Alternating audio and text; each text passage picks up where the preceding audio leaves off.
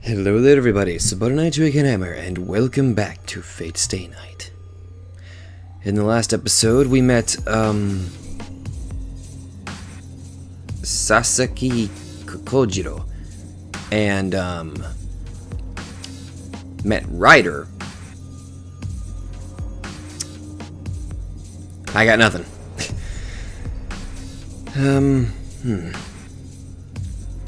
Also, Saber, it looks like because of our decision, Saber went off to face Assassin by herself. Granted, we didn't know who Assassin was, but now we know.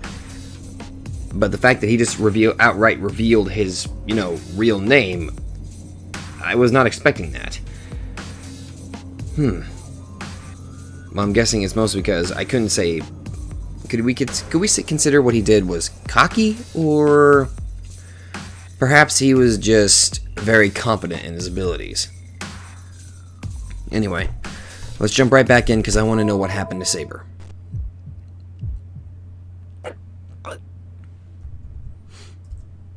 I wake up with a burning pain in my chest.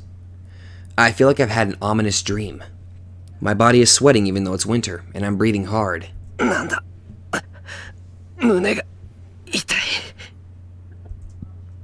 It feels like my heart is hot.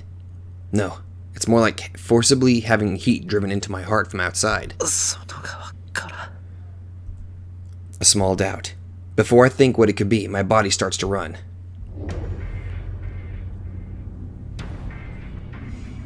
Saber, iruka? No.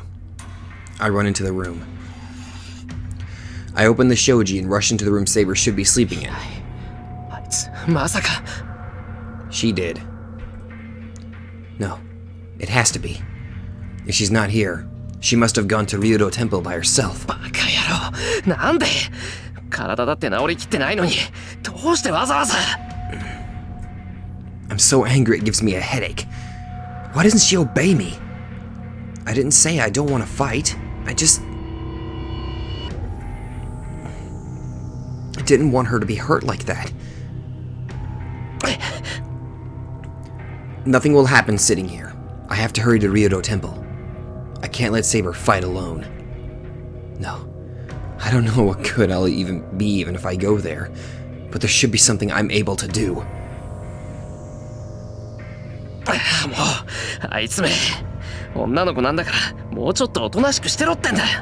Sexist,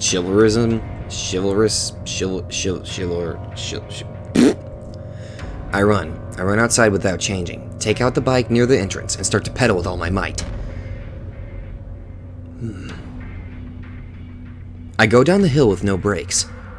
About 40 minutes to Ryudo Temple, even if I hurry. I don't know when Saber left, but I have to catch up to her, and every minute counts.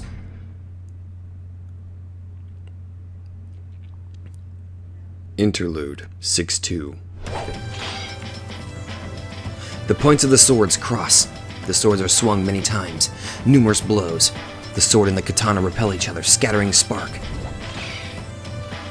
Ooh, that looks so cool! The session of more than a few dozen blows does not change the positions of the two. Assassin, positioned above, does not retreat even a step. And Saber, trying to ascend the stairs, is unable to draw near and uselessly wastes time and spirit. Saber rushes in again. Assassin swings his long sword without difficulty and defends completely against Saber's charge. No, it isn't as simple as defending. If Saber's sword is lightning, Assassin's sword is a hurricane. Even though it does not match Saber in speed or power, its elastic tracks parries Saber's every blow. And the counter increases speed and flows towards Saber's neck like a strong wind.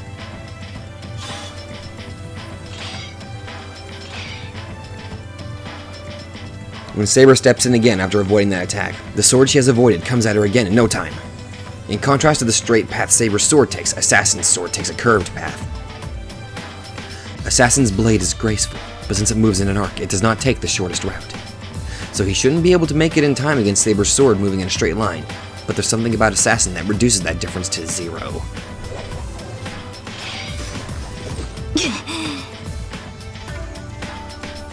The charge stops. Her sword won't make it in time against the sword's counterattack. She steps back, knowing the only way she can avoid it is to retreat. Assassin's swordplay is fascinatingly beautiful, but at the same time it is so fast that it is hard to follow. Is that contradiction because of Assassin's skill, or the unfavorable position of attacking someone on higher ground? Without a definite answer, she avoids the sword pursuing her and parries the point trying to pierce her neck. When she notices, she has retreated a few more steps. It's such a long sword. It should be easy to go inside on. It should be easy to go inside on him once she has parried it away once, but she somehow cannot manage to do so. The enemy's excellent skill definitely disadvantages ground. Saber bites her lips, thinking she would not have this much trouble with that long sword on flat ground. さすがにやりにくいな。見えない剣というものがこれほど厄介とは思わなんだ。Assassin does not move. For him, this is only a battle of defense. He has no need to chase the retreating Saber without reason, nor forsake his advantage of higher ground. 見れば刀を見ることさえ初めてであろう。私の剣筋は邪道でな。波のものならば、まず一撃で首を落とす。それをここまで防ぐとは嬉しいぞ、セイバー。加えて打ち込みも素晴らしい。その勝負でこれほどの剣撃を行うからには、さぞ鍛え抜かれた全身であろう。As he has no need to keep attacking, Assassin observes Saber calmly. His sword wavers, losing strength. She cannot charge as if that is an opening. There are no stances for that man. He can only use that long a sword if he can swing it from any position. どうした？これで終わりというわけではあるまい。その不可視の剣、見かけ倒しではなかろうに。いつまでも減らず口を。The sword and the katana crash. よし、当たりだ。The long sword stops in empty space. Assassin smiles and looks at his sword, blocking the invisible sword, parries her sword, and Saber defends herself from the blow to her neck. Even Saber knows that it is because of her invisible sword that she is able to block Assassin's unfamiliar techniques. The invisible sword confuses the opponent's senses in both offense and defense. That is why Assassin does not follow through too much. As he does not know how long Saber's sword is, it is too dangerous for Assassin to close in on Saber. If Assassin ever goes to attack Saber, that will be when Saber tries to smash Assassin's head. That blow is perfectly dodged by Assassin, who merely retreats a bit. よし、これで目測はついたな。刀身3尺余り、幅は4寸といったところか。形状は、セイバーの名の通り、典型的な西洋の剣だな。Well, aren't you just smart? He talks calmly, but it does not even need to be said how good his judgment is. Saber's blows are too fast to perceive, even if the sword can be seen. But not only does he defend against the invisible sword, but he has figured out its shape. 信じられない。何の魔術も使わず、満足に打ち合ってもいないというのに、私の剣を測ったのですか、あなたは。ほう、驚いたか。だが、こんなものは大道芸であろうよ。邪剣使いゆえ、このような技ばかり上手くなる。なるほど。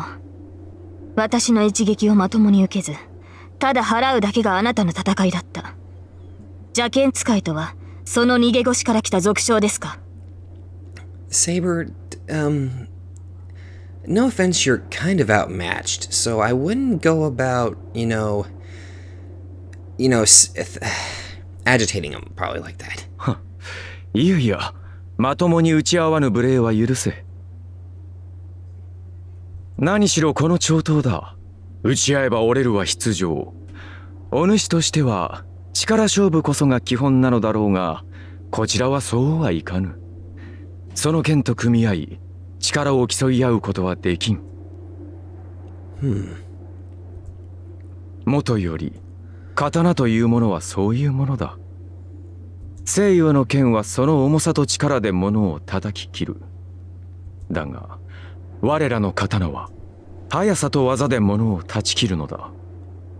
戦いが噛み合わぬのは道理であろYeah. う。まあしかしこれではいささか興がそがれる。もう良い頃合いだぞ、セイバー。いい加減手の内を隠すのはやめにしろ。Now I know we're not going to see what her noble phantasm is. I know we're not. アサシン、私があなたに手加減しているとでも？していないとでも言うのか。何のつもりかは知らんが、剣を鞘に収めたまま戦とは舐められたものだ。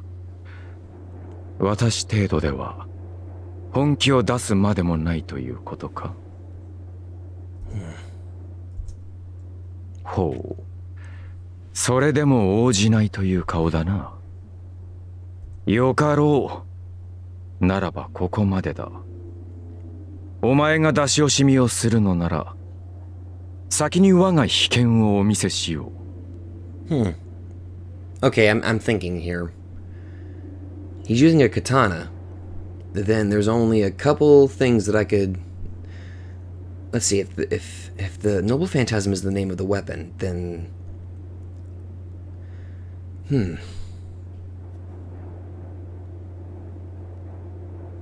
I'm thinking 3 names come to mind. I think I mentioned 2 of them in the previous episode. Muramasa, Masamune, and okay, what the hell is that one called? The only other katana that I know has a name is what was it called? Onikiri, I think. No, wait, is it Kusanagi? No. My knowledge of swords is not that big. For some reason, the names Kusanagi and Onikiri come to mind for some reason. Saying so, the swordsman with the longsword comes down next to Saber. To relinquish his advantage of being overhead is the same as losing for Assassin. Assassin is certainly a skilled swordsman, but that is only with the conditions of these geographical features. If they are to fight on the same level, it is possible for Saber to repel Assassin's attack and slash his neck, but Assassin would know this as well. So, why? 構えよ。出なければ死ぬぞ、セイバー。Saber's instincts react to that voice. He's telling the truth. It is not advantageous at all for Saber that Assassin has come down. The instincts that have got her through numerous battles warn her of her misunderstanding. She readies her sword at once. There is no time to hesitate. She only has to attack with her sword before Assassin swings his longsword.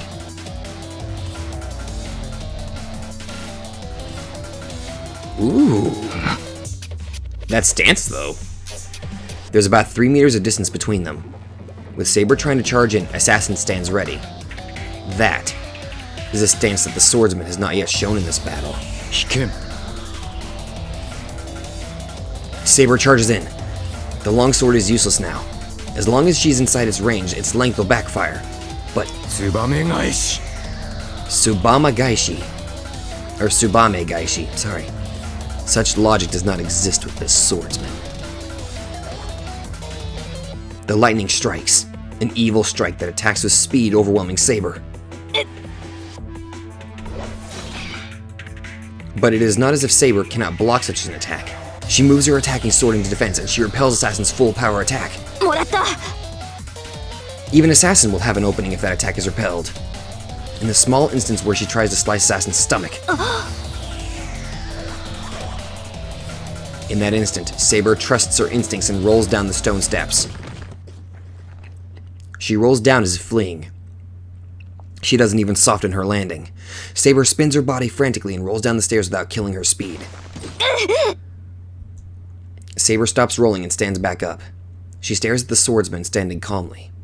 ほう、かわしたか、我が秘剣。さすがはセイバー。ツバメなどとは格が違う。Unlike the swallow. 信じられない。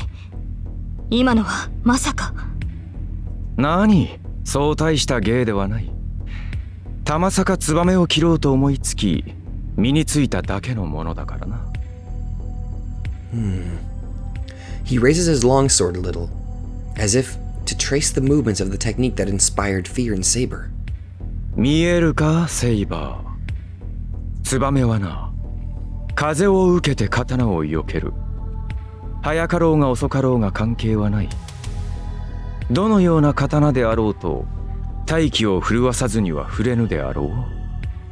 連中はその震えを感じ取り、飛ぶ方向を変えるのだ。故にどのような一撃であれ、ツバメを断つことはできなかった。所詮刀など一本線に過ぎぬ。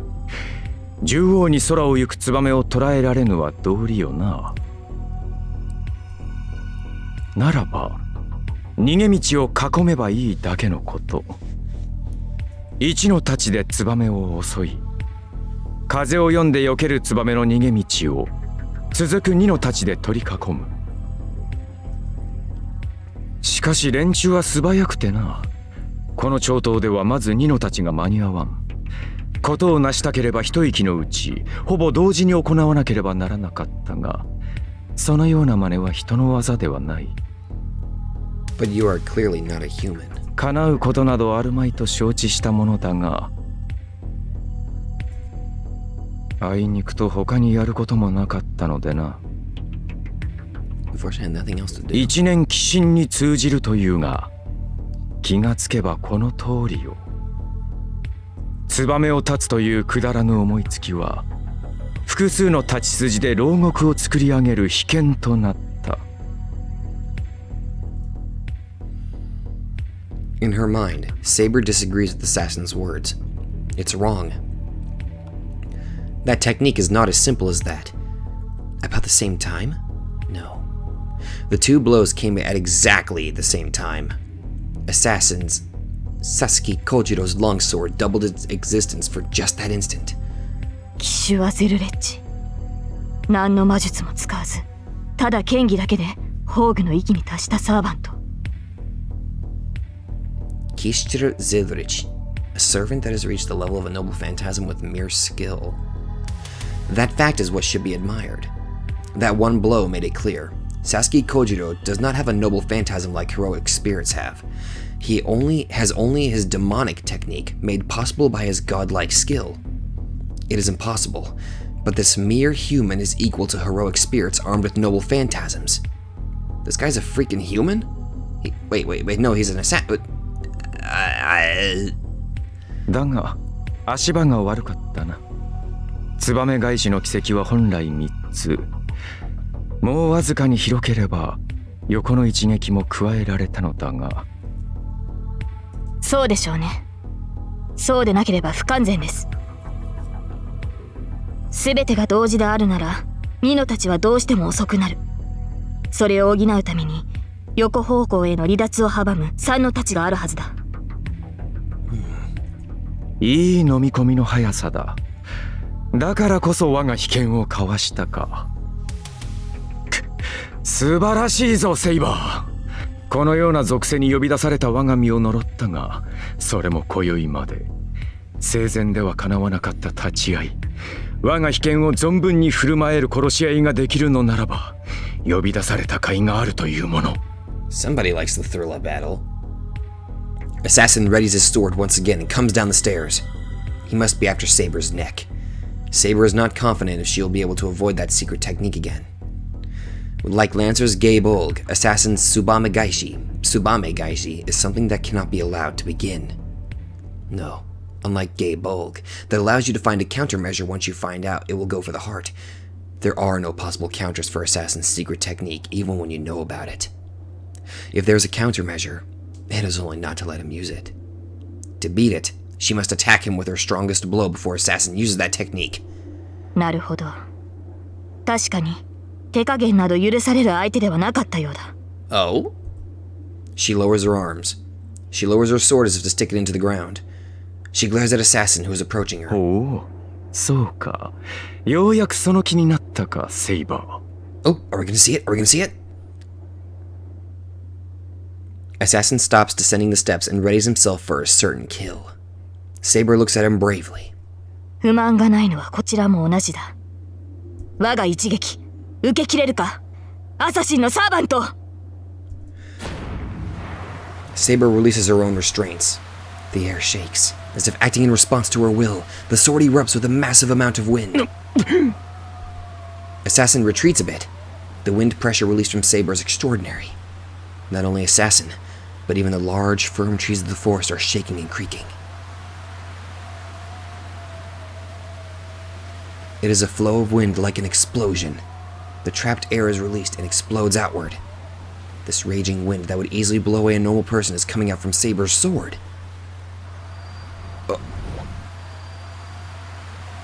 That is the power of her sword. Invisible air is a sword that has wind sealed in it.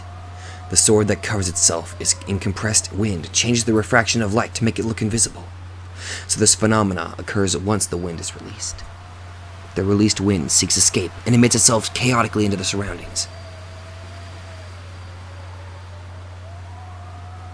In that instant, it is the commanding magic of the sword that allows her to freely manipulate the raging wind. With Saber possessing incredible amounts of magical energy, she should be able to hold this boundary field for a few minutes. As proof, her sword is still invisible even though she has already released this much wind. さながら台風といったところだが、しかし The power of the raging wind does not abate. The wind emanating from Saber's sword is about to engulf Assassin. この程度のはずがない。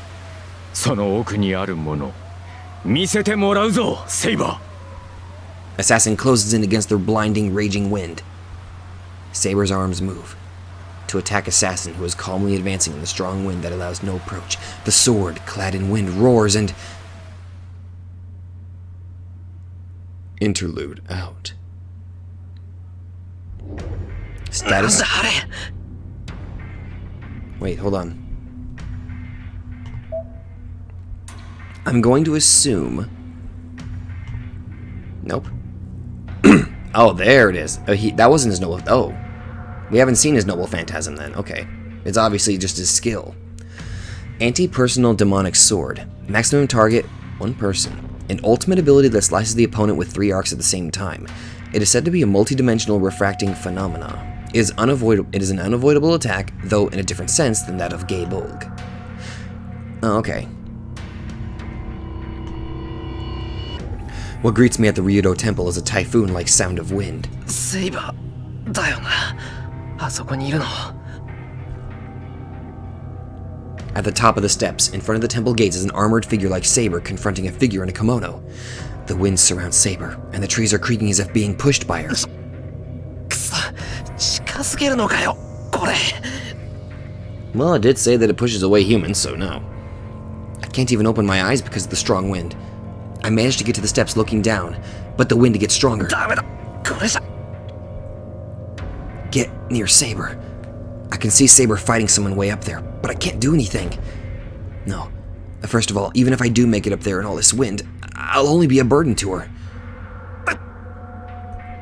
My left hand aches again. The command spell in my hand is throbbing. I don't know what it means, but I can't help it because... That image flashes in my head every time it throbs. くそ、こうなったらやけだ。 I reach out to the steps with my eyes closed. I lie down, trying not to be blown by the wind, and start to move upwards. The wind just gets stronger. Something must be happening above, as even I, an amateur magus, can feel that enormous amount of magical energy is about to be released. My command spell throbs. It is as if it is warning me about the wind, and about something that is going to happen above me. 待て、もしかしてこれ。 Wait, are we actually going to see Saber's noble phantasm? Saber's magical energy? But then... あいつ、あんな体で何を無茶だ。 Because she's reckless? No. Should she even be doing this at all? Saber cannot replenish her magical energy, so she shouldn't be using her magical energy readily. She has to leave me in charge of fighting and stay as my backup, or her magical energy will run out and... I get up and run up the stairs. This is no time to be crawling. I don't know what Saber is planning to do, but I have to stop her. It must be luck that I avoided it. Something like a dagger flies right across in front of me as I try to run up the temple gate. I look toward the trees in the mountain off to the side of the stairs. There's no mistake about it. I didn't notice because of the strong wind before, but someone else is hiding near here. ふざけやがって。こそこそと隠れてないで出てこい。 I raise my voice.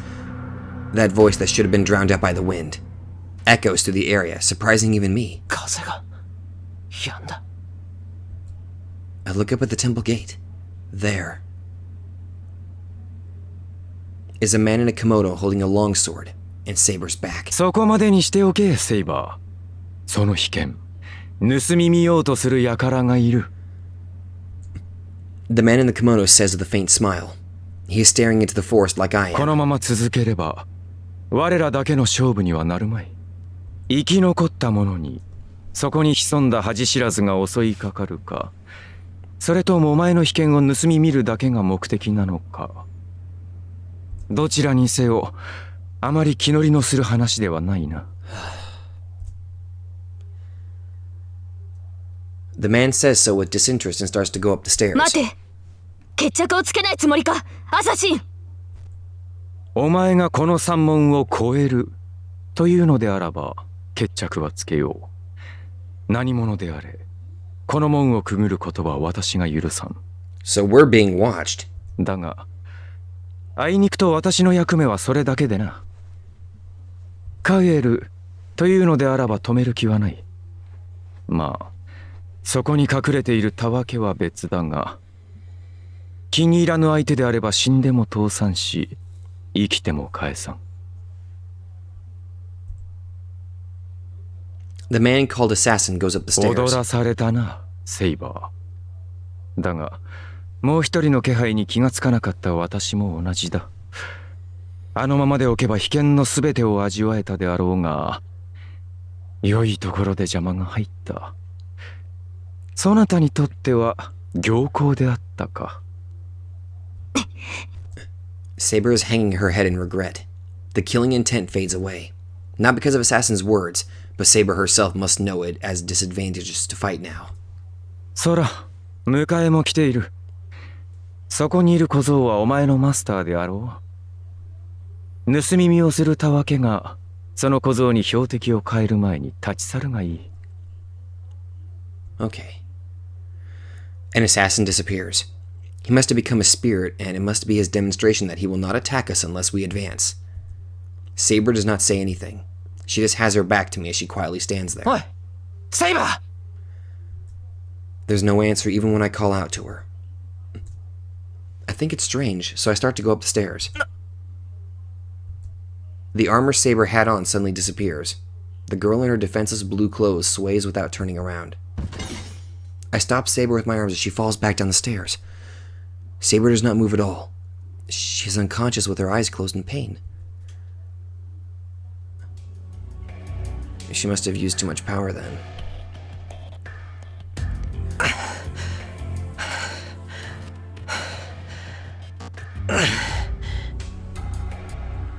I'm finally home. It has taken 2 hours to carry Saber back from Ryudo Temple. There were lots of problems, but we managed to get home safely.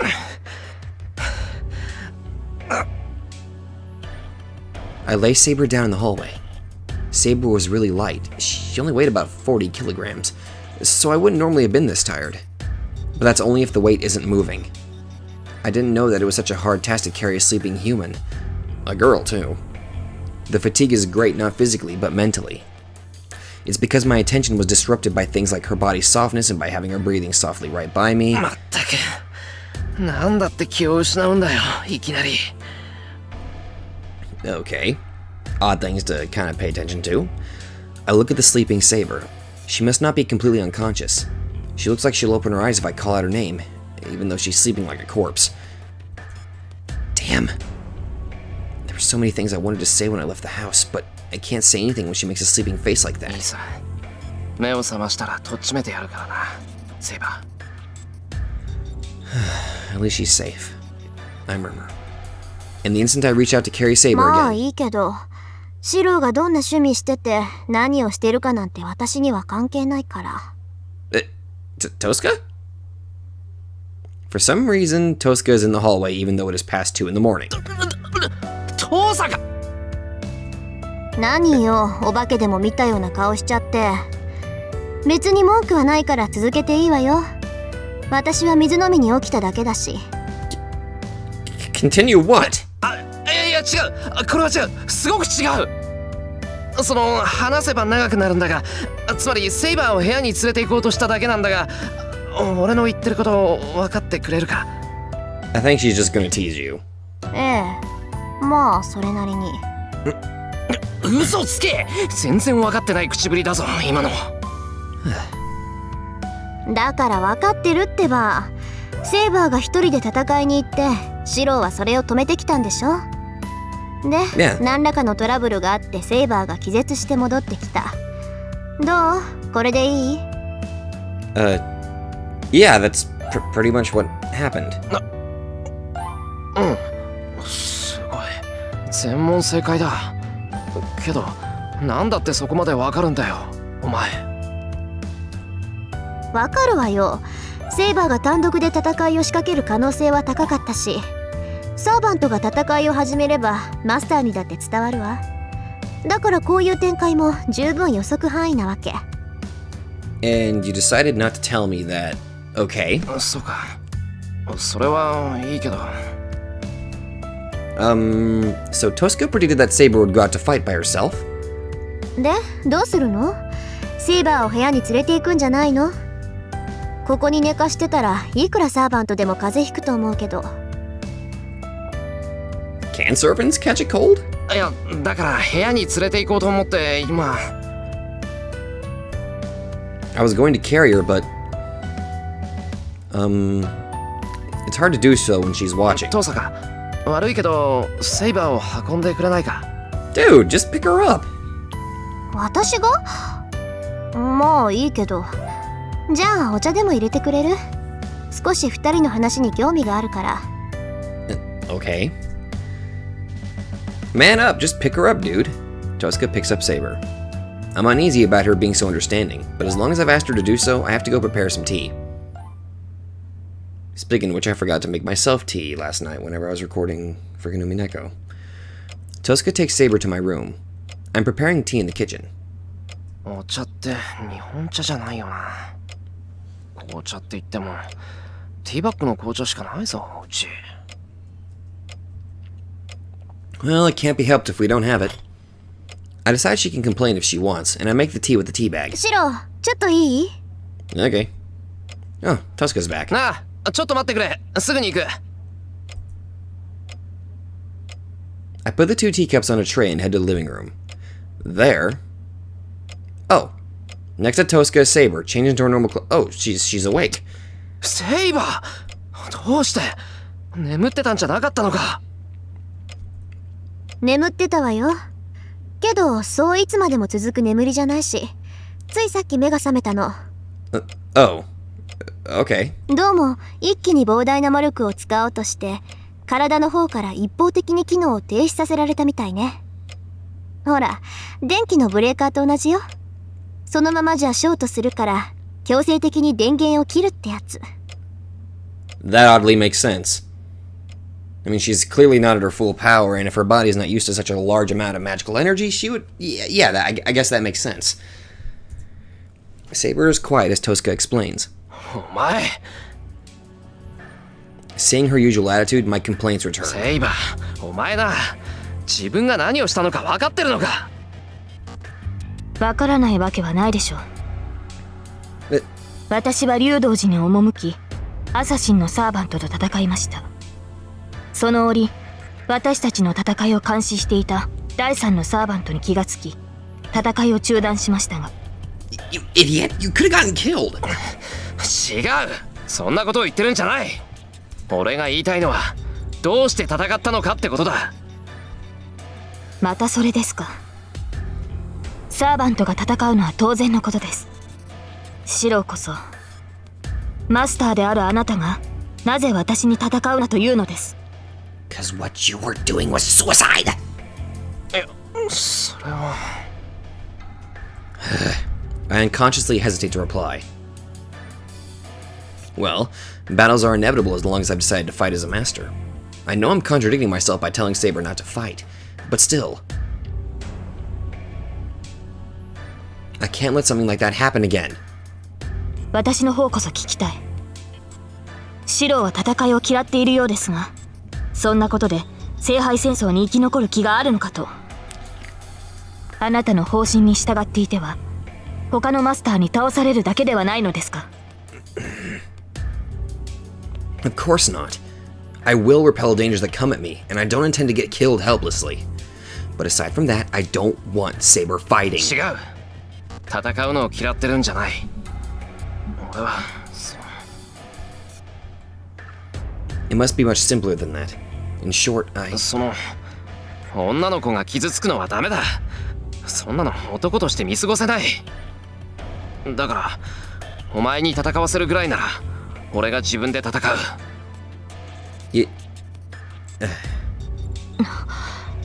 私が女だから戦わせないだと。That is so freaking... It's one thing being chivalrous, but good lord, that just came off as extremely... I'm gonna be quiet. 正気ですかあなたは。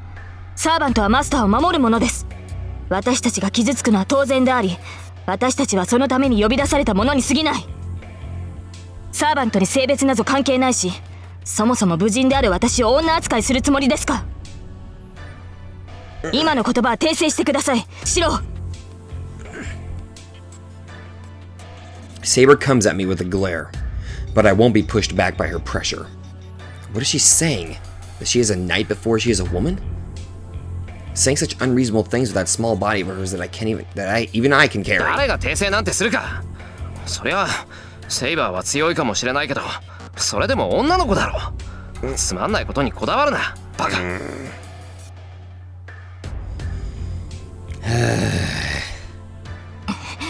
つまらないことにこだわっているのはあなたではないですか。まさか女性に守護されるのが嫌だとでも言うつもりですか。この身はすでに英霊、そのようなさまつごとなど忘れなさい。 And now I'm siding with Saber on that. Shiro, God, even I want to smack you. さまつなもんか。もうとにかくセイバーが良くても俺は嫌だ。だいたい自分の代わりに戦ってもらうなんて間違いだったんだ。俺はそんな。I can't allow someone to get hurt in place of saving me. I should be the one doing the saving. I've been working hard to become a person who can help others like my father, so... くそ、いいな。とにかくセイバーは戦うな。戦いは俺がする。それなら文句はないだろう。セイバーの望み通り戦うって言ってるんだから。無茶を言う人ですね、あなたは。人間がサーバントと戦えると思っているのですか。シローでは戦いにすらならないと実感しているでしょう。Obviously. ランサーに襲われた時を思い出してください。あの時私が現れなければ間違いなくシローは殺されていた。それはどのようなサーバントが相手でも同じです。そんなのやってみなくちゃわからない。あの時は何の準備もなかっただけだ。けど今なら対策なんていくらでも立てられるんだから、やりようによっては寝首をかくことぐらいできる。少子な。シローの立てた守りなど神も同然です。 Yeah, I can kind of...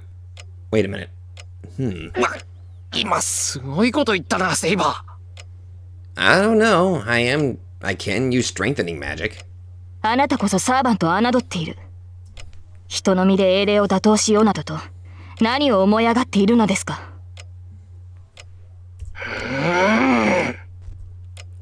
Saber and I glare at each other. It's no use. It looks like this conversation's going nowhere with no compromise in sight.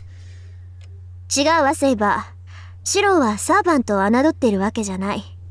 そのあたりを誤解しちゃうと話が進まないから口を挟ませてもらうけど。Tosca? リン、それはどういうことですか。要するにね、そいつ純粋にあなたが傷を負うのを嫌がってるのよ。どうしてか知らないけど、シローは献身と善意の塊だもの。Even if it does come off as partial sexism. ね、自分のことよりセイバーの方が大切なんでしょ、あんたは。そんなことないぞ。俺は別にセイバーが大切なんて言ってない。嘘嘘。そうでもなければ自分で戦うなんて言えないわ。だってあなた、自分じゃサーバントに勝てないって分かってるんでしょ。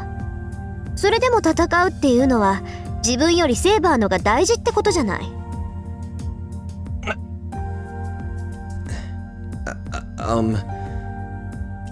Well, it's like that if she says so, but... だから無茶でも戦う。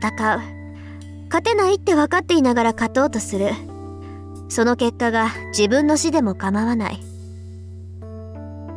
なぜならあんたの中ではどうしてか知らないけど自分より他人の方が大切だからよ。Well, I mean... No. I didn't mean that at all. そういうことよ。わかるでしょセイバー。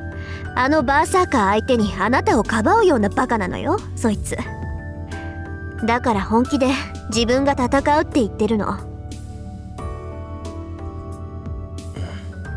I don't know how much of Tosca's explanation Saber understood, but Saber takes a deep breath and looks at me.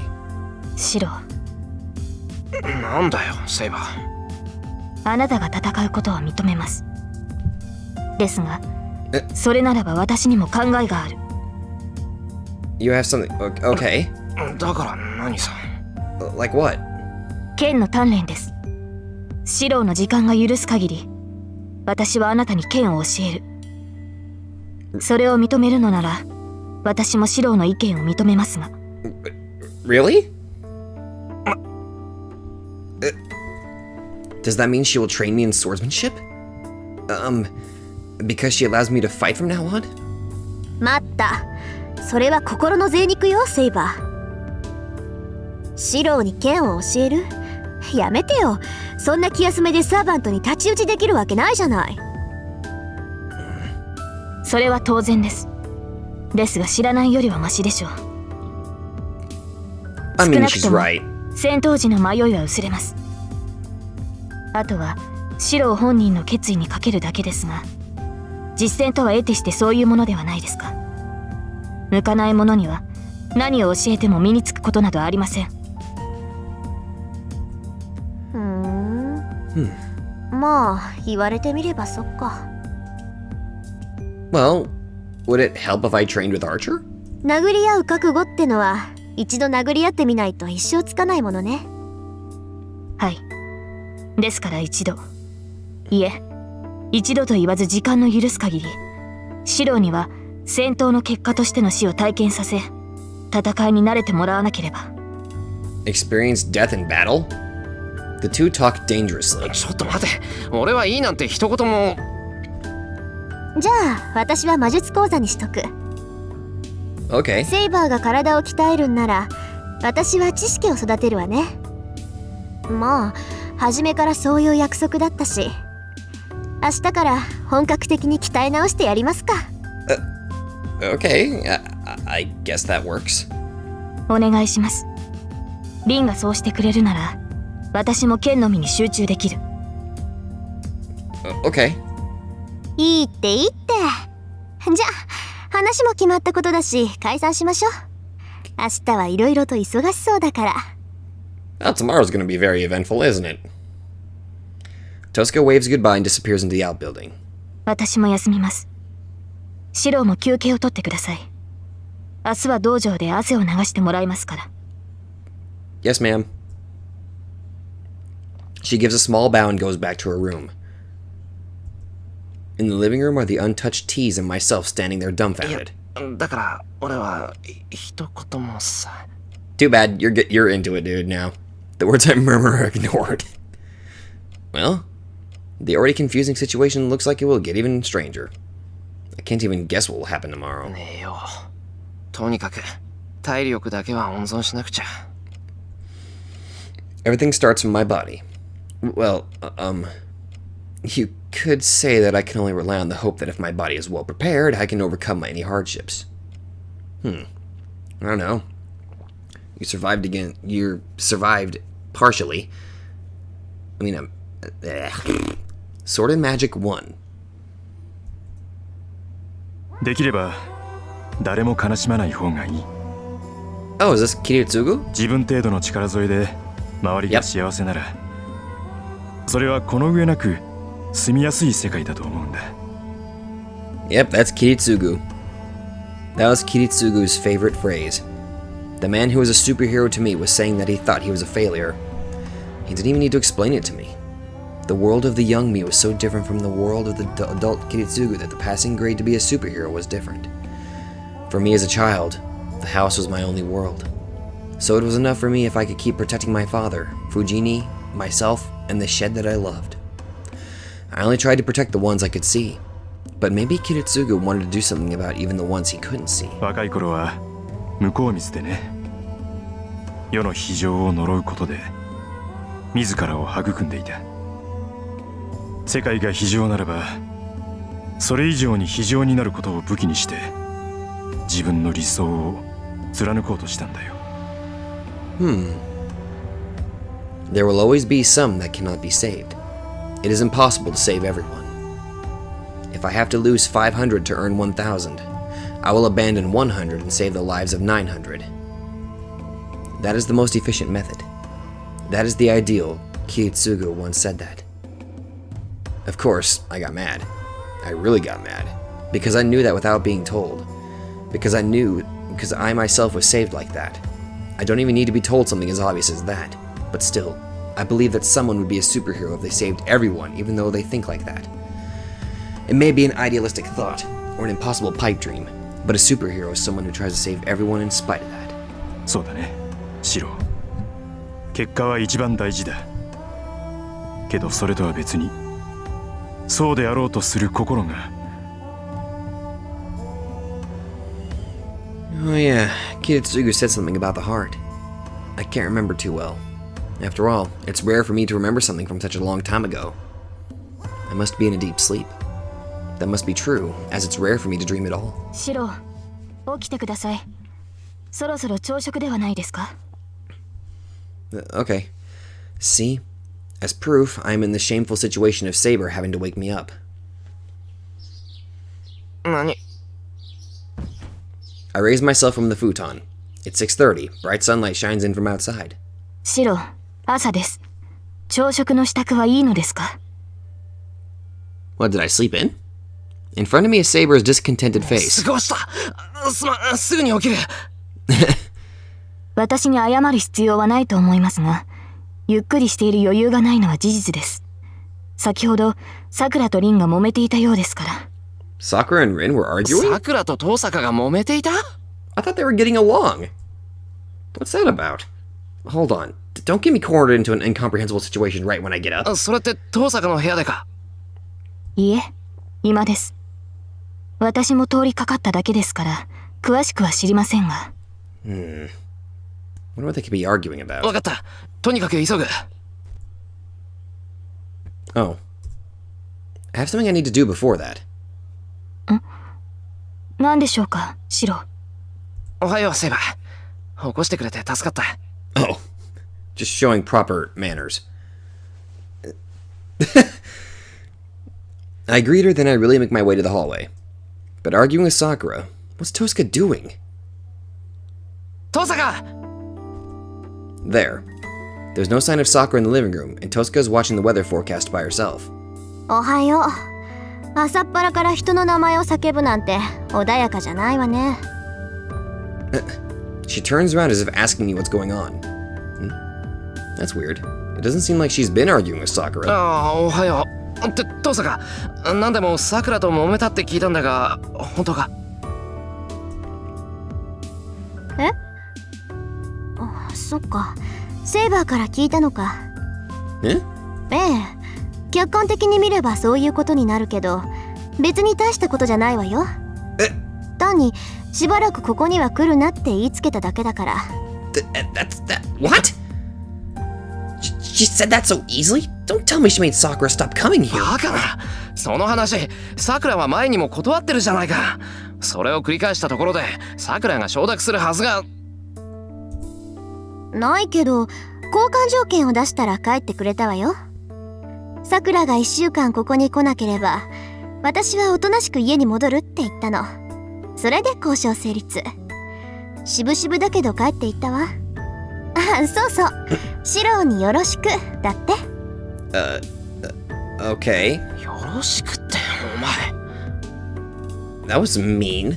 She did something so selfish without telling me. No, I'm wrong. Tosuke was just doing something I should have done already. そうだった。悪い。朝から面倒を押し付けちまった。気分悪くしただろう、登坂。いや、別に面倒でも嫌でもなかったけど、なんだってそんなこと言うわけ、シロ？いや、登坂、さくらと仲が良かっただろ。なのに面と向かって出ていけなんて2回も言うのは嫌だったはずだ。だから悪かったって。しっかりしなくちゃいけないのにまた登坂に負担をかけた。いいけどそんなの。私だって自分の安全第一でさくらを追い出したんだし、シロにそう謝られる筋合いなんてないわ。自分の安全第一ってなんでさ？だってシンジがマスターだったんでしょ。あいつのことだから、シロんとこにさくらがいるって分かったら目の敵にするに決まってるもの。だからシンジとの決着がつくまではさくらはここにいさせない方がいいのよ。Oh, I see. She's right now that she mentions it. I don't think Shinji was lying when he said he wouldn't tell Sakura anything. But having his sister Sakura here might give him the wrong idea. だよな。シンジから見ればさくらを人質に取ったように見えるもんな。そういうこと。もっともそんなことは別にして、ここが危険なことに変わりはないでしょ。あんまり頻繁に夜出歩かせるのもなんだし、しばらくは遠慮してもらった方がいいのよ。それがさくらのためだし、私たちのためでもある。ああ、そうだな。さくらには悪いけど、後で謝って許してもらおう。I'm sure she'll understand. But I won't be able to tell her why even when that time comes. It's really getting to me. It's depressing that I've rejected Sakura, who comes to help me all the time like this. あら、随分と元気がないこと。さっき人を怒鳴りつけてくれた異性はどこに行ったのかしらね。Probably. Did not mean to do that. Did not mean to do that. I swear I did not mean to do that. Tosuke makes an evil face. Crap, I knew she would make fun of me if I showed weakness, and now I've done it. ほっといてくれ。さくらはうちの平和のシンボルだったんだよ。藤姉と俺だけじゃ足りないところを補ってくれてたんだ。それをこっちの都合で追い返したんだから、気だって沈む。なんだ、よくわかってるじゃない。それだけ言えれば合格よ。少しは勝ち切ってのが出てきたみたいね。何が言いたいんだよ、登坂は。わからない？つまりね、戦いが終わればさくらは戻ってくるでしょ。シロは聖杯なんていらないって言うけど、それなら今まで会ってくれた平穏のために戦えばいい。ほら、目的がはっきりしていいじゃない？ Yeah, I guess that makes sense. Tosuke says so with a big smile. If she puts it like that, I can only agree. Jeez, how should I say this? Once again, I realize that this person is both infinitely ill-natured and really great. Ain't that the truth? じゃあしばらくさくらちゃんは来ないの？ Oh yeah, Fujini's not gonna be happy about that, I bet. まあ、そういうことだから、藤姉もたまには家で親孝行したらどうだ。じいさん、娘に構ってもらえないって嘆いてたぞ。お父さんなんかほっといてもいいの。私がいなくたって死にゃしないんだから。それにね、さくらちゃんがいないんなら余計私がしっかりしなくちゃダメじゃない。シロだって男の子だもん。万が一があったら懲戒免職よ。そうなったら責任取ってくれる？シロ？なことな。Unfortunately, man's nature does not let me declare that it won't happen. Emiya Oh god damn it, man. 何かしらね、今の止めは。It's called self-control. It's very easy. She glares. It's very easy to have. You get the point. Tosuke stares painful. ないと思う。これはただの下宿じゃないんだ。俺だって分かってる。そう、よかった。やっぱりエミヤくんは信用できますね、先生。当然です。シローは私でもちょっと趣味に走りすぎたかっていうぐらい落ち着いてるんだから。Eh? Saber silently watches them while eating. This is only the second day, but I don't think I'll ever get used to this atmosphere. あ、そうそうシロー。弓道部のことなんだけどね。三釣さんが怪我したっていう話知ってる？ What? 三釣りがなんだ、また他の部のやつと喧嘩でもしたのか、あいつ。まったく、もうすぐ3年なんだから少しは落ち着けってんだ。で、怪我の方はどうなんだよ。割と深いのか。 Maybe she just drained a muscle or something? うん、それは大丈夫。軽い捻挫だって。学校の帰り道に怪しいやつに襲われたそうよ。 What? あの子って俊足でしょ。スパーッと勢いよく逃げたんだけど、最後に転んで怪我したみたい。そうか、大事がなくてよかった。けどよりによってあいつにね、命知らずというか、なんというか。 She could have at least broken a couple of his bones or ど something. ちらにせよ間抜けな犯人だったな。俺はてっきり逃げたんじゃなくてノックアウトしたって思ったんでしょう。 Yeah. That's... Fujini smiles. Indeed, she knows Mitsuri Ayako well. うん、あいつが逃げるなんてめったにないから。しかしそうか、三釣りのやつも俗には弱かったのか。ま、いいんじゃないか。それぐらいのイベントが起きないとあいつに女らしさを教えるのは不可能だ。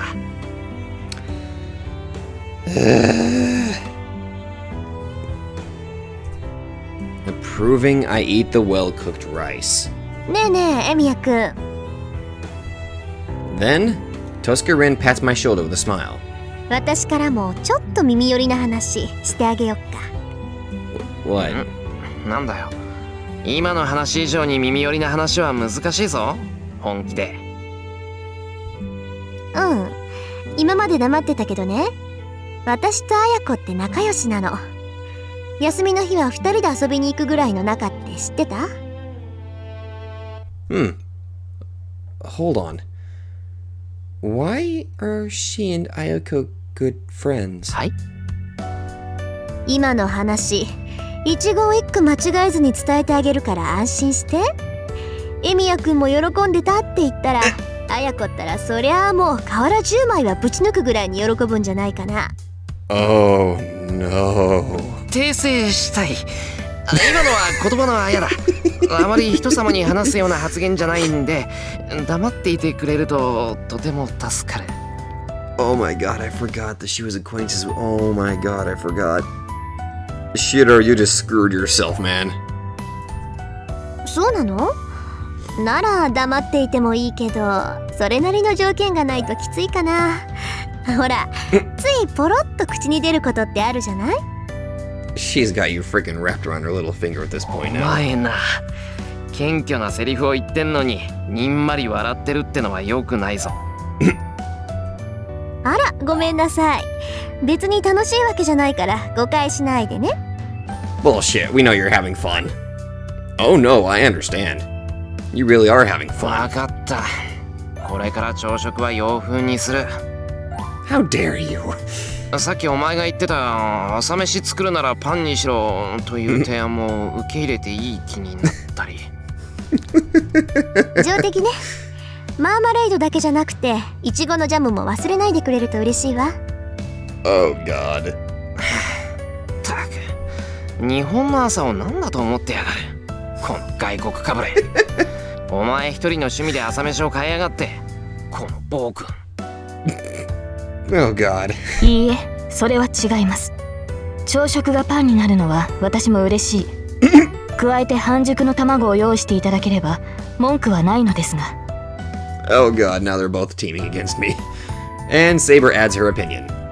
ああ、そうですか。わかったよ。洋食にすればいいんだろ。くそ。さくらが洋食にしたからって調子づきやがって。 Oh, お wow. 望み通り明日から朝はパンにするから、それで文句はないな。ならさっきの話は他言無用。絶対に三綴りにはバラすなよ。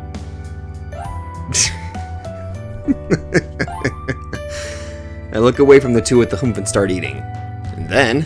なんでそんな無駄なことするのかな。Fujini, who has watched our conversation with wonder, な murmurs. んだよ。無駄ってなんだよ、藤根。だって遠坂さんが話さなくても私が三綴さんに話しちゃうじゃん。こんな面白い話黙ってられないよ私。Oh, god damn it. Fujini eats after nodding that it's a problem. No. I have to come up with some countermeasure real soon or I'll really lose my position. Oh my god. Shiro, you just can't win. You just can't win, man. Breakfast ends and it's now 7:30. It's rare, but Fujini is still at the house and suggests with a smile that we should go to school together. But I can't do that. The decision last night. As long as I said I would fight without relying on Saber, I can't be so easygoing. If I have to put in any extra time into fighting, I don't have time for school.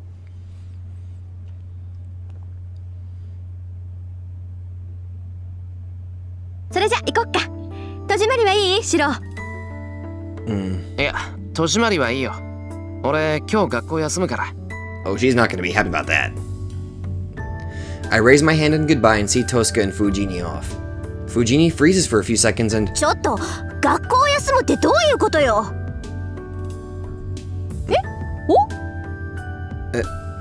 It seems Tosca said something Fujini wanted to say. そうよシロ。学校休むってシロどこも悪くないでしょ。いや、傷が痛んでるんだ。気温が下がると古傷って痛むだろ。そんな感じ。それ嘘でしょシロ。嘘だけど、それで勘弁してくれ。藤根。何も学校が嫌ってわけじゃないんだ。やることがあってそっちのが今は重要なだけなんだ。だからさ、それで許してくれないか。 Are you lying? Yes. Just instant. もうそんな言い方されたら私の負けじゃない。シロが事情を話さない時っていっつもそうなんだもん。昔っからそうだよね。It seems Fujini understands, even though she's complaining. そういうわけだ。学校の方は遠坂に任せる。そう。まあエミヤくんがいようがいなかろうがこっちには支障はないし、確かに悪くない選択よそれ。なあ、留守は任せてくれ。しばらくはバイトも休むから家はそう開けないよ。 Okay. わかった。それじゃあ行ってくるねシロ。怪我で学校を休むんだからあんまり外に出ちゃダメよ。 Thank you. それじゃあね。今回はいいけど次からは事前に相談してよね、こういうことは。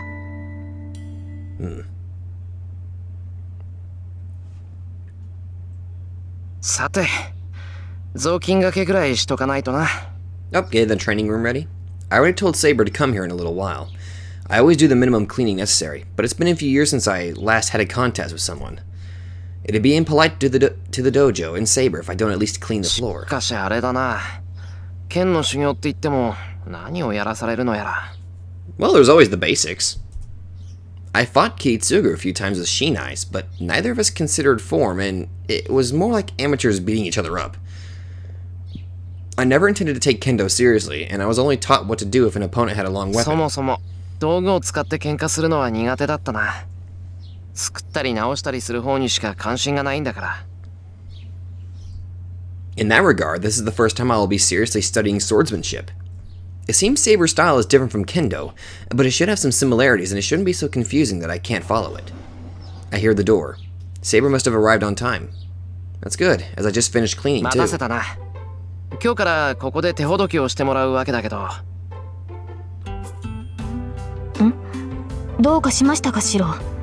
何か意外なものを見るような顔をしていますが。いや、セイバーの服がそのままだったから驚いた。てっきりあっちの格好で来るのかと思ってたから。 The armor?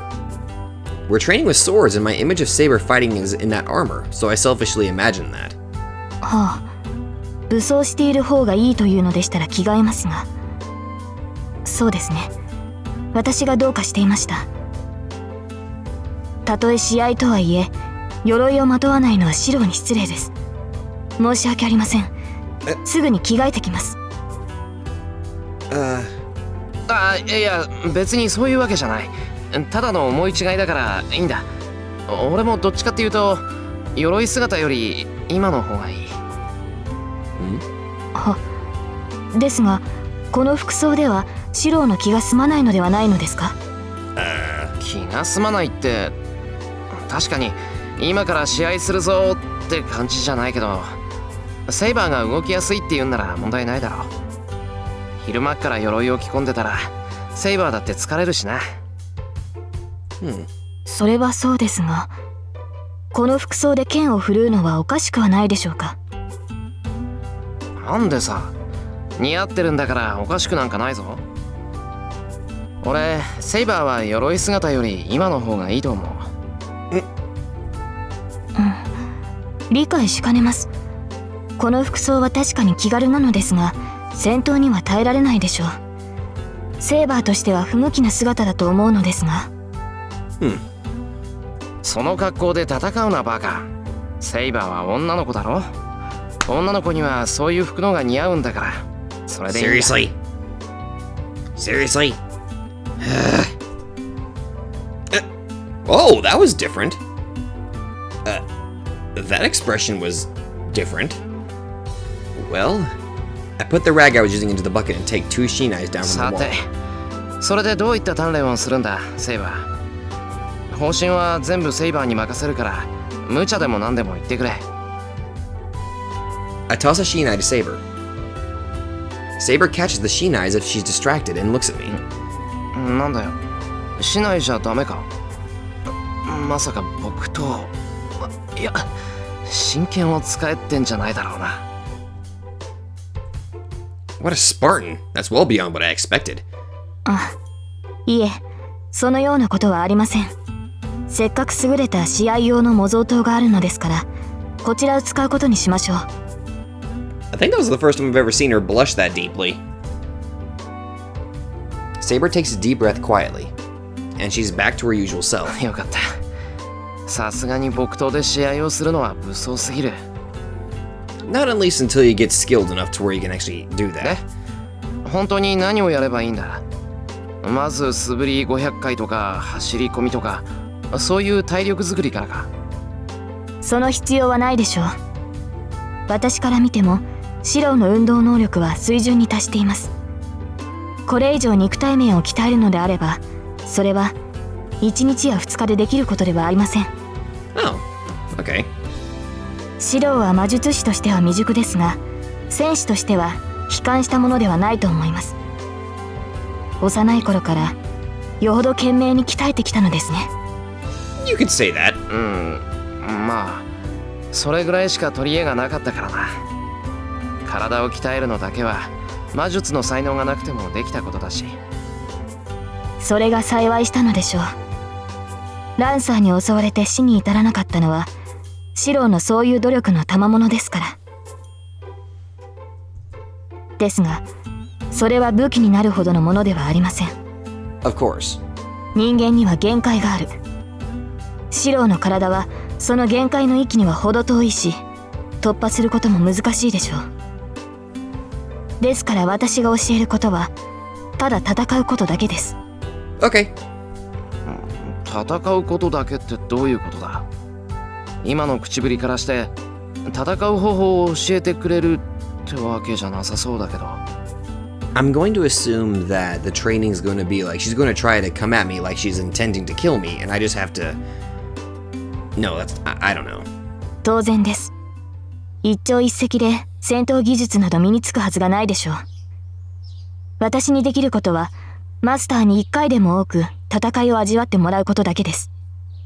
That sounds about right. そもそも人に物を教えることは苦手なのですから、私に指示されても困ります。もしもし？ When she says that so proudly, as a student I don't know how to reply. つまり、要するに、ただ試合をするだけってことかな、セイバー。ええ。ただそれだけです、マスター。寸止めはなし。お互い相手を殺すつもりで打ち合いましょう。そうですね。1時間もすればどういうことなのか、理解してもらえると思います。So, battle for an hour straight? Oh, Saber lightly grips the shinai, ready to start. Still not understanding, I follow Saber's example and grab the shinai. As soon as I do so, the world turns upside down. In short, Saber is only trying to teach me one thing. The truth, that no matter what I do, no matter what scheme I come up with, I cannot ever beat someone I have no chance against.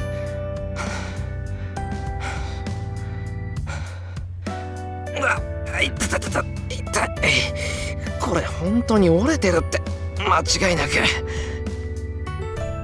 折れているのならもっとたくましい腕になっています。重度の内身ですが、今のシローならじきに回復するでしょう。I thought she just freaking knocked him out.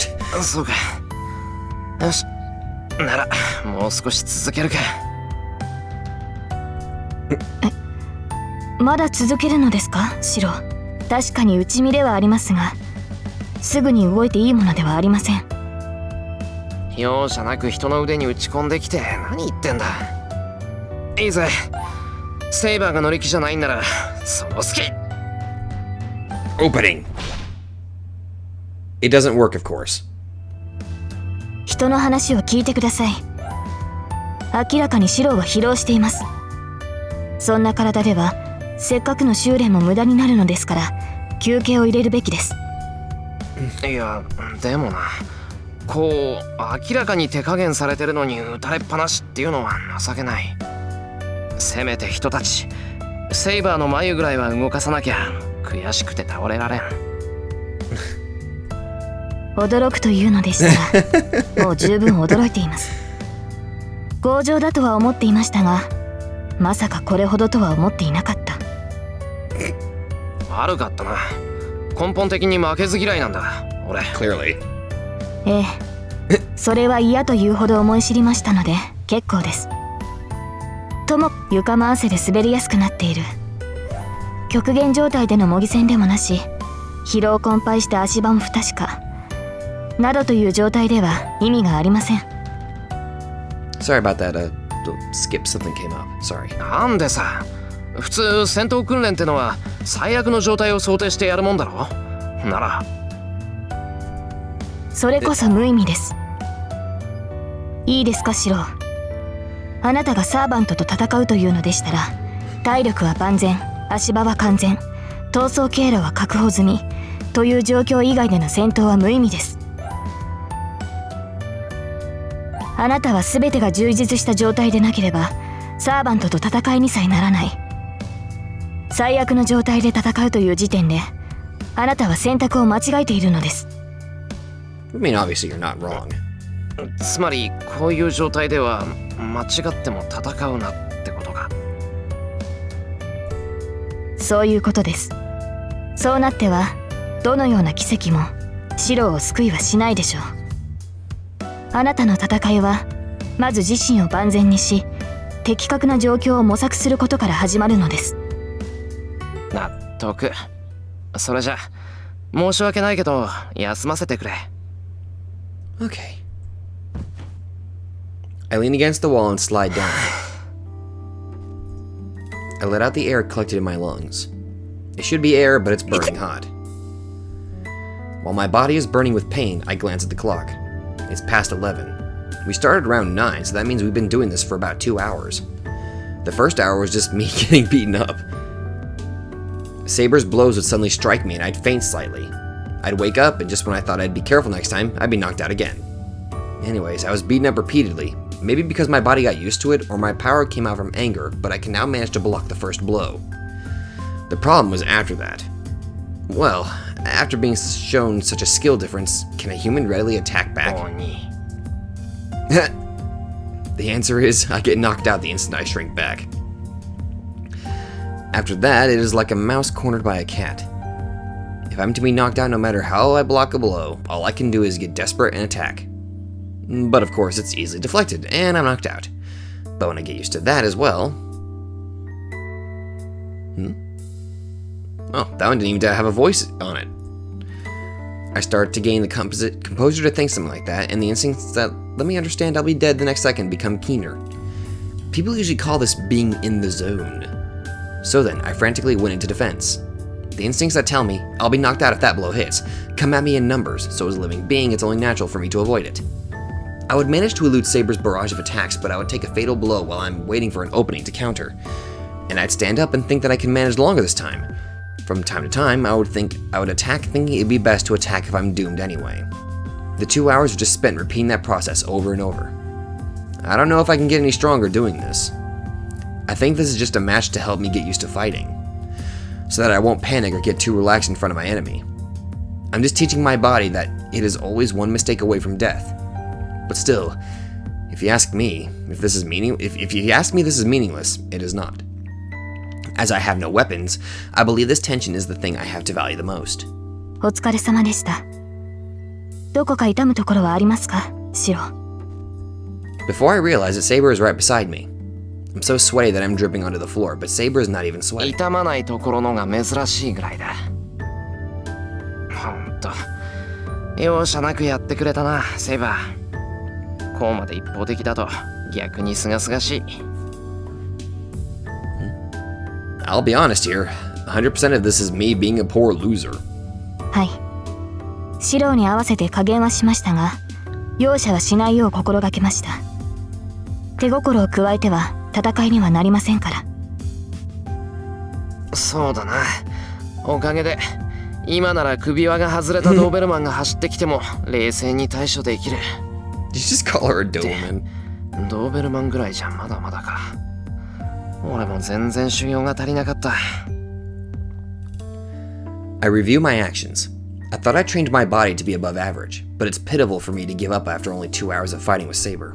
いいえ、そのようなことはありません。シロの打ち込みは一心で力がありました。時にあまりの熱心さに対応を忘れたほどです。She's admiring needless things with gentle eyes. My embarrassment suddenly returns. Until now, we were just people fighting without any notion of a boy or girl, but isn't this kind of a surprise attack? いや、ちょっと待った。水飲んでくれ、俺。水ですか？それでしたら私が汲んできますから、シロは休んでいてください。Saber goes to get me some water. 助かった。So, just what am I saved from? I don't know, your teenage hormones or something? I drink the water Saber has brought me. It must still be rest time as Saber is sitting in a polite Japanese style. Oh, there's that picture again. I think Saber is really beautiful like that. I'm not thinking she's beautiful from a man's perspective, but I feel she is beautiful in everyone's eyes. She has melted into the dignified atmosphere of the dojo, and has a quietness free of any conflicts. There's an incongruity when such a girl is a servant and showing such willingness to fight. Right now, only Saber and I are here. This is a good time to ask her something, so... Oh. Nope. We are going to save. Real quick. Her reason for fighting. I want to know why she seeks the Holy Grail. I want to know about Saber before she became a servant. No, because if we did... Dick move. That would be kind of like asking her true name. But I think... crap. I want to know more about Saber. But I also want to know her reason for fighting. Seriously, this is a dick move. Oh, fuck you, that's a dick move. Okay, I want to know about Saber before she became a servant. Before she became a servant. I wonder what Saber was like when she was alive as a human. Saber's so beautiful, and I bet everyone liked her. Though one might misunderstand from the name Saber, she might have been a normal girl who didn't even use a sword. セイバー以前はどんなやつだったんだろう。 I get curious and I accidentally speak my mind. はい。何か言いましたか、シロ。あ、いや、セイバーはどんなやつだったのか想像してただけだ。別にセイバーの使命を知りたいんじゃなくて、どういう生活を送ってたのかなって。 Okay, so he's pointing out that he doesn't want to know her true name. Okay. He's just curious about her personally. 私がどういう人間だったかですか。おかしなことに関心を持つのですね、シロは。迷惑だったら聞き流してくれ。単に思いついただけなんだ。セイバーはセイバーのサーバントだけど、サーバントになる前はもっと違った人間だったんじゃないかって。 Yes. I think that she might have led a calm life suitable for a lovely girl. それはありえないと思います。サーバントになったからといって性格が変わるわけではないし、私は生まれた時から剣を与えられた騎士ですから。あなたの言うような違った私は存在しなかった。 Oh, so you were a knight raised from... Okay. うわ、じゃあ昔からそんなにきつい性格してたのか、セイバー。そりゃ大変だ。俺、周りの人たちに同情するかも。それはどういう意味でしょうか。私は厳しくはありますが、周りに強要した覚えなどありません。No, I'm sure you don't. 嘘つけ。今日の特訓ぶりでな、セイバーが情け容赦ないやつだって思い知った。見ろ、このミミズバレ。人がちょっと間違えただけで危機として打ち込んでくるんだから、この鬼教官。私は喜んでなどいません。 Oh my god, she's blushing. シロには申し訳ありませんが、厳しくしなければ鍛錬にならないでしょう。How unusual. It's really surprising for Saber to make that kind of an expression. 何ですかその目は。いきなり黙り込むのは卑怯だと思います。ああ、いや、セイバーがそういう風に怒るのが意外でびっくりした。そうですか。私としては思ったことを主張しただけなのですが。まあ、セイバーあんまり自分の感情で話さないじゃないか。だから今のは新鮮だった。そうでしょうか。私は自分の信念に基づいて行動しているつもりですが。I don't know, you kind of showed a little bit of your real personality there for a second. だからそれはセイバーの気持ちじゃなくて考えだろ。そうじゃなくて素直に思ったままのことをあんまり話さないじゃないか、セイバーは。それは当然です。私に求められるものは個人としての意見ではなく立場としての意見ですから。それは今も昔も変わらない。私はセイバーのサーバントとしてシロを守る。そのため以外のことを口にするべきではないし、考える必要もないでしょう。それはそうだけど、それじゃあセイバーがつまらないだろう。セイバーには役割があるんだろうけど、それにかかりきることはないんじゃないか。セイバーにだって自分のやりたいことがあるんだから。ですから私のやるべきことはシロを守ることです。ただでさえマスターとして未熟だというのに、私の言うことも聞かず戦おうとするあなたをこうして鍛えているのではありませんか。いや、そういうことじゃないんだけど、まあセイバーがそう言うならいいか。It seems Saber is softer and cheerful right now, so I don't want to ruin this calm mood by continuing this conversation. Smart decision. Well, talking has cooled me down, so let's continue with the training. I'm skipping school, so I should acquaint my body with fighting as much as time allows. セイバー、始めよう。休憩はもういいよ。そうなのですか。見たところ体の熱は下がったようですが、痛みの方はまだ収まっていないでしょう。構わないよ、そんなのは。ただの内身なんだから、多少の痛みは我慢する。今の俺はほっとけば治るんだから。しかしそれで悪化しては鍛錬の意味がない。もうしばらくは様子を見るべきだと思いますが。いいからいいから。遠坂が帰ってくるまでにやっときたいんだ。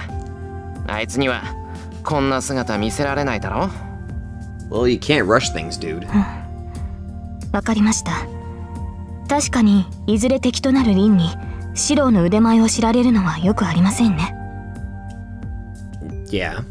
多少無茶とは思いますが、そういうことでしたらペースを上げていきましょう。 Okay then. Saber picks up the shinai, and then a strange sound echoes through the dojo. セイバ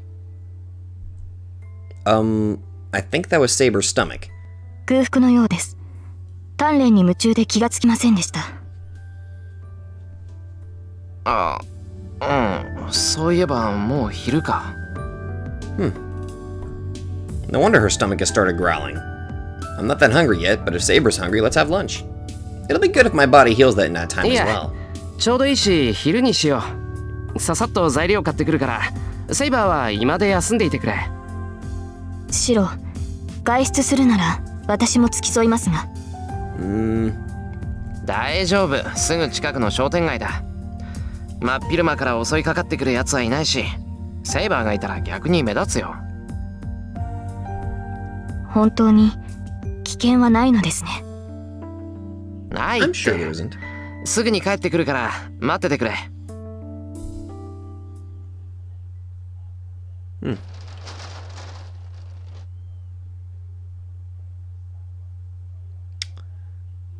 That's where I'm this is a very odd place to end it, but I have to end it here for right now. Since I'm causing a bit of a mess, I just went ahead and, yeah. Okay. So, we finally started training. Sort of. Wait, did something get updated on Saber? Hold on.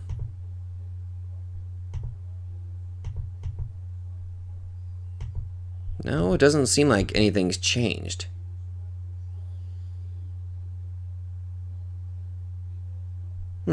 Okay.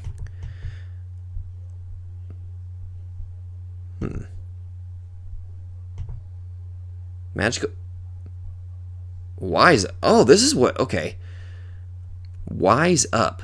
That's pretty weird. Magical energy burst A. This transfers magical energy into one's weapon and body, and by releasing the magical energy, can stay at the greatest one ability. It is the magical energy jet propulsion. Saber uses magical energy for sword technique, guarding, and movement. Because of her great magical energy capacity, she can fight Berserker even though she is a girl. Wait. Hold on. Why do I keep saying wise up? Is that just means that it's updated or something? Whatever. Okay. So, anyway, looks like we finally started training.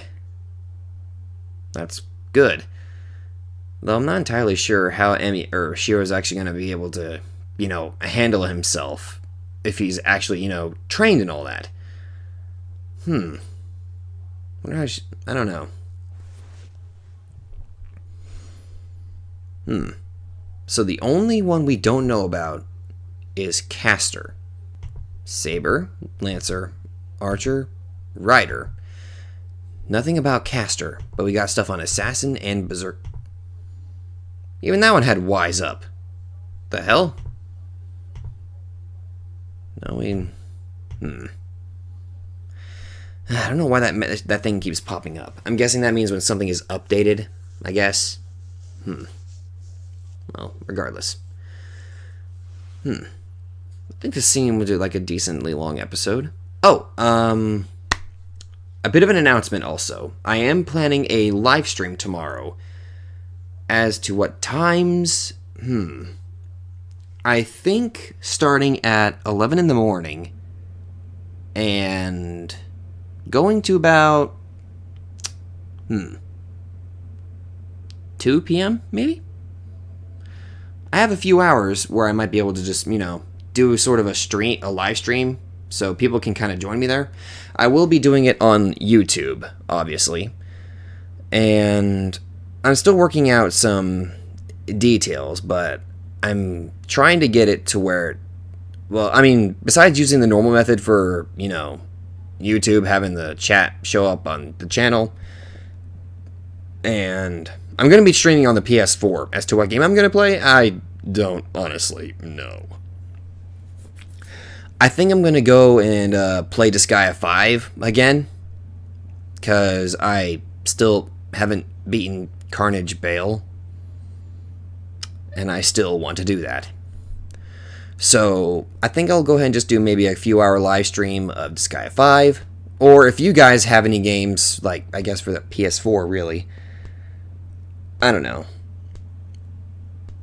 The games that I was thinking of live streaming are, I can only think of 4 games that I don't know if people would actually want to watch or something. A lot of people don't like a lot of people that obviously don't like, I don't think they like my Dark Souls games. There's Bloodborne, Digimon Story Cyber Sleuth, which I haven't played. I mean, I've been grinding on it, but I haven't continued the story. I could do that as a live stream, or just go back to Disgaea 5 and continue getting ready for Carnage Bale, which I'm sure will take me months on end to prepare for. So you guys can kind of decide. I want you guys to go ahead and decide. I'm not going to put up a voting thing. I'll just look at the comments if you guys want to pick it out or something. And if nobody makes a decision, then I'll just like do a random lotto and see which one comes out on top. And then that's what we'll do the live stream. But yeah, tomorrow starting at 11 in the morning and ending at possibly 2, maybe 3 o'clock. It all depends on my time management, that's all. Hopefully I'll see you guys there. And of course, it will be on YouTube. Anyway, just thought I'd go ahead and make that a little announcement. And thank you guys so much for watching. And I will see you all in the next video. And possibly the live stream tomorrow. Oh, actually, I'm terrible at these. I keep, as soon as I'm getting ready to do the freaking outro, I always remember there's something else. During this live stream, I'm also going to kind of have like a little bit of a Q&A. So if you guys have like questions you want to ask, just, I don't know. I thought about doing a couple Q&As, but they haven't really turned out that well. But this live stream will also act as a Q&A, so we can basically just discuss whatever you guys want. Now, the live stream is going to officially start at 11, but I'm going to get the thing set up at around 10. That way I can give it maybe an hour for everybody to get into the stream, and then that's where we'll probably start. Or maybe if an hour is too much, I'll probably start at 10:30. Anyway, okay, that's it. That's all. Thank you guys so much for watching, and I will see you guys tomorrow, hopefully, at the live stream. Thank you very much for watching.